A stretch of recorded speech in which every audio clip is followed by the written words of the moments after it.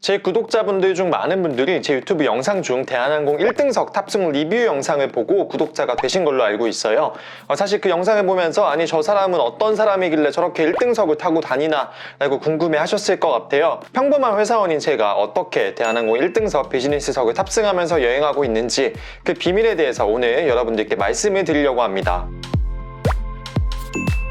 안녕하세요. 또 떠나는 남자 또떠남입니다. 앞서 인트로에서 제가 비밀에 대해서 말씀을 드린다고 했지만 사실상 그게 비밀이랄 건 없고요. 저는 그냥 대한항공이나 아시아나항공 마일리지가 되게 많아서 그 마일리지 가지고 1등석이나 비즈니스석을 발권해서 탑승을 하고 여행을 다니고 있습니다. 그러면 궁금하실 수가 있겠죠. 아니 평범한 회사원인데 어떻게 그렇게 많이 마일리지를 모을 수가 있지? 회사가 출장이 많은 회사인가? 라고 생각하실 수 있을 텐데요. 저는 사실 출장이 거의 없는 이제 직종에 근무하고 있기 때문에 출장 때문에 마일리지 모은 건 아니고요. 제가 그동안 마일리지를 되게 다양한 방법을 통해서 모아왔습니다. 그리고 그 모으는 방법에 대해서는 제 구독자분들에게 공유해드리기도 했고요. 제가 유튜브 처음에 시작했을 때 2018년도에 10월 29일날 올린 영상 중에 비행기 안 타고 17만 마일리지 적립 실화라는 영상을 올린 적이 있더라고요. 제가 놀이터에 나가가지고 바람을 맞으면서 찍었던 영상이 있는데 그때가 이제 2018년도 1월달부터 10월달까지 총 10개월 동안 마일리지를 17만 마일리지를 모았다라고 얘기하는 내용이었다면 오늘 시간에는 그럼 그때부터 지금까지 약 한 16개월 정도, 1년하고 4개월 정도의 시간이 흘렀는데 그 사이에 그럼 또떠남은 얼마나 많은 마일리지를 모았고 또 어떻게 모았느냐에 대해서 조금 자세하게 말씀을 드리려고 합니다. 일단 결론부터 말씀을 드리고 시작할까요? 저는 2018년 10월 29일부터 2020년 2월 29일까지 딱 16개월, 1년 4개월 기준 마일리지를 총 81만 마일리지 모았습니다. 대한항공 마일리지하고 아시아나항공 마일리지 모은 걸 합쳤을 때 81만 마일리지 정도 모았고요. 그때 당시에 10개월에 17만 마일리지 모았는데 지금 16개월 만에 81만 마일리지를 모았으니까 사실 그때보다도 훨씬 많은 마일리지를 제가 모은 셈인데 그럼 지금부터 그 마일리지 각각 어떻게 모았는지에 대해서 말씀을 드려보도록 하겠습니다.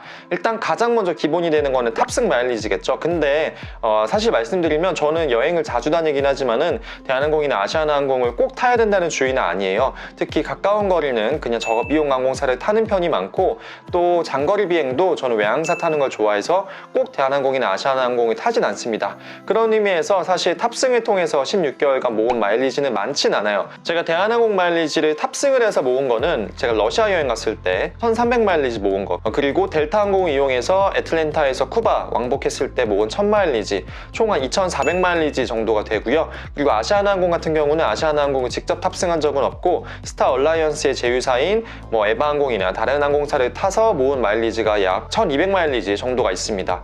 사실 그렇게 탑승을 통해서 얻은 마일리지는 양사 마일리지 합쳐서 총 4000마일리지가 되지가 않아요. 그러면 어떻게 모았을까요? 다른 방법은 일단 여러분들이 가장 쉽게 생각하실 수 있는 게 카드 사용을 통해서 모은 마일리지겠죠.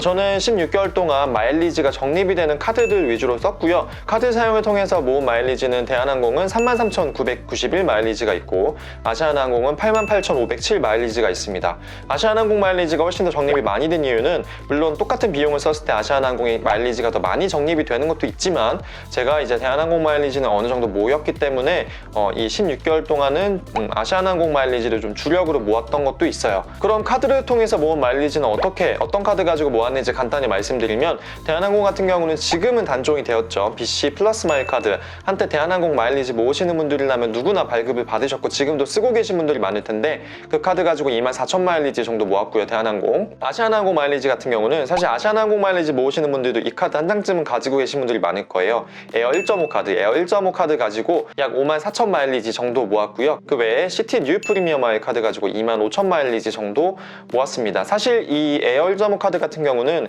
해외에서 사용했을 때 1000원당 3마일리지까지 적립이 되는 카드여서 저같이 여행을 자주 다니는 분들은 이제 해외에서 카드 사용하시는 분들이 많잖아요. 또 항공권이나 호텔 같은 거 결제할 때 해외 결제가 발생하는 일이 많은데 그럴 때마다 이 에어 1.5 카드를 굉장히 잘 활용해서 마일리지를 제가 실제 사용하는 금액에 비해서는 굉장히 많이 모은 편이긴 해요. 어쨌든 제가 신용카드 사용을 통해서 모은 대한항공, 아시아나항공 마일리지가 총 124,000 마일리지 정도가 되는데요. 어떻게 하면 어떤 상황에서 어떤 마일리지 카드를 써야지 마일리지가 더 모일지를 생각하면서 제가 사용을 했기 때문에 그냥 생각 없이 쓰신 분들에 비해서는 마일리지가 훨씬 많이 적립이 된 편이고요. 그리고 저는 제가 여행을 갈 때 주로 제가 모든 여행을 다 계획하고 친구들 같은 경우는 제가 결제 같은 걸 다 하면은 돈만 보내주는 형태이기 때문에 친구들의 여행 경비까지 사실 제가 항공권이나 호텔 같은 거는 제가 다 결제하는 경우가 많아요.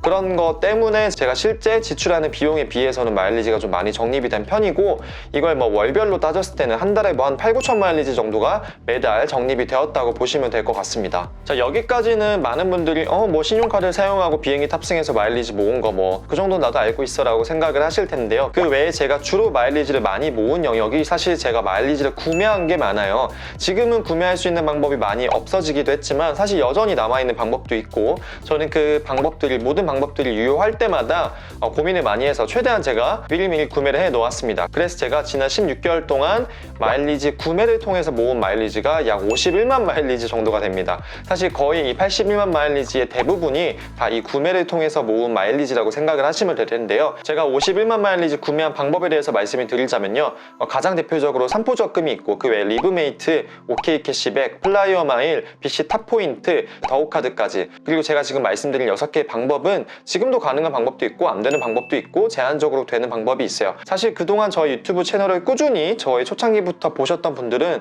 제가 이 쓴 방법에 대해서 항상 공유해드렸기 때문에 다 알고 계실 거고, 그리고 그 방법을 통해서 저희 구독자분들도 마일리지 많이 모으고 계셨다고 저는 생각을 하고, 왜냐면 실제 이제 뭐 마일리지 발권 같은 거 했다고 저한테 후기 같은 거 알려주시는 분들이 있어서 알고 있는데, 어쨌든 그런 제가 공유해드린 방법을 통해서 16개월 동안 51만 마일리지 모았습니다. 구체적으로 말씀드리자면 대한항공 24만 마일리지, 그리고 아시아나항공 25만 7천 마일리지 정도 모았네요. 사실 이 마일리지 구매하는 방법은 뭐 저렴한 경우 뭐 15원에 1마일리지, 비싸면 22원에 1마일리지 뭐 이 정도의 비율을 가지고 이제 구매를 하게 되는데, 근데 또 이거를 그냥 무작정 마일리지 많이 모으는 게 중요한 게 아니기 때문에 구매할 때는 정말 내가 이 가격의 마일리지를 구매해가지고 이 가격 이상으로 사용할 수 있을지에 대한 고민이 되셔야 할 텐데, 또 저 같은 경우는 워낙 또 이 분야에 대해서 많이 연구하고 하다 보니까 워낙 발권이나 사용하는 것도 많이 알고 있는 편이어서 제가 투자한 비용에 비해서는 훨씬 더 가성비 좋게 마일리지 그동안 사용을 하고 있는 것 같습니다. 그 외에 제가 또 모은 방법으로는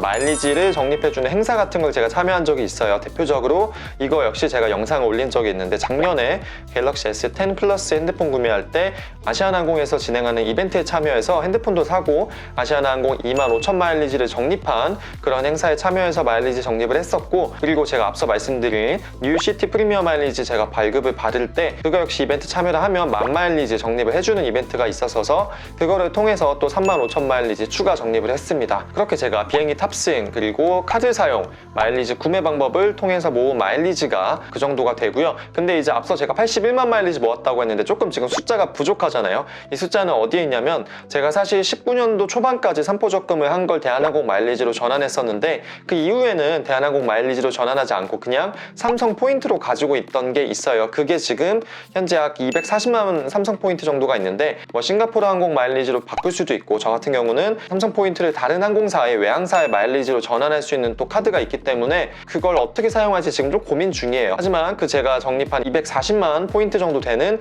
그 포인트를 그냥 마일리지로 전환한다고 했을 때 그게 대한항공 14만 7천 마일리지 정도가 되기 때문에 그 포인트는 제가 14만 7천 마일리지로 그냥 계산을 해서 넣었고요. 그리고 그거 외에도 제가 또 모은 SC 리워드 포인트가 있는데, 그거 역시 지금 2만 4천 포인트 정도가 있어요.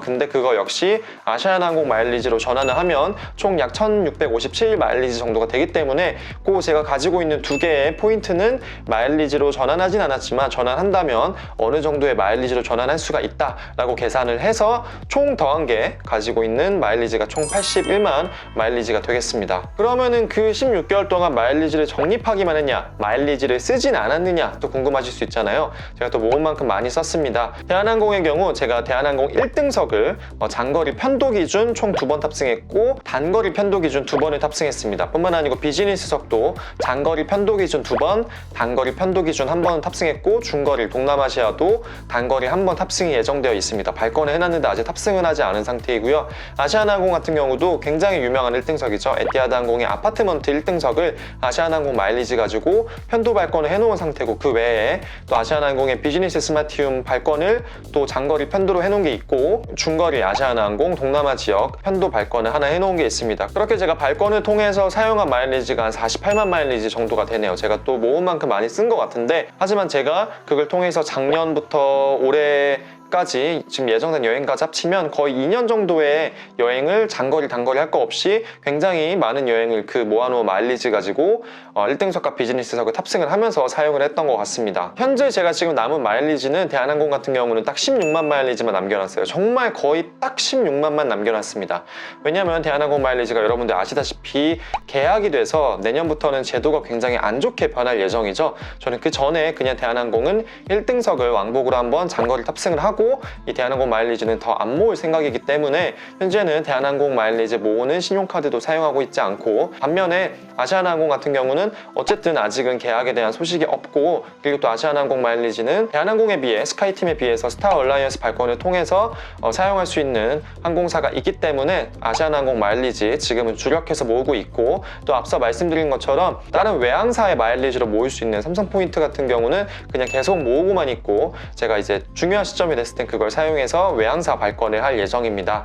자, 지금까지 보셨으면 여러분들이 아마 두 개 반응이 둘 중에 하나일 것 같아요. 아, 진짜 지긋지긋하게 진짜 열심히 모았구나라고 생각하시는 분들도 있고, 또 어떤 분들은 아, 이게 무슨 말 하는지 모르겠다, 대체 지금 무슨 얘기하고 있는 거지, 마일리지 모았다고는 얘기하고 있는 것 같은데 저 방법이 대체 뭐야? 라고 하신 분들이 있을 거예요. 사실 이 마일리지 모으는 내용도 쉽지만은 않아요. 저도 많이 이것저것 공부도 많이 했고, 또 저희 구독자분들도 사실 긴 시간을 가지고 저희 영상을 하나하나 챙겨보신 분들 같은 경우는 되게 많은 지식을 알고 계시지만은, 그냥 이렇게 영상 하나만 보시고서는 뭐 마일리지 적립부터 마일리지 가지고 발권하는 게 사실 쉬운 내용은 아닙니다. 하지만 이제 저는 여러분들께 그런 내용을 말하는 유튜버고 또 블로그도 운영하고 있다 보니까 그런 내용을 계속 연구하고 정리하고 하다 보니까 마일리지도 많이 모았고 마일리지 사용도 현명하게 스마트하게 잘 할 수 있었던 것 같습니다. 솔직히 말씀드리면 26개월 동안 81만 마일리지보다 훨씬 더 모을 수도 있었어요. 제가 알면서 이용하지 않은 방법도 몇 가지가 있어요. 그거는 그냥 제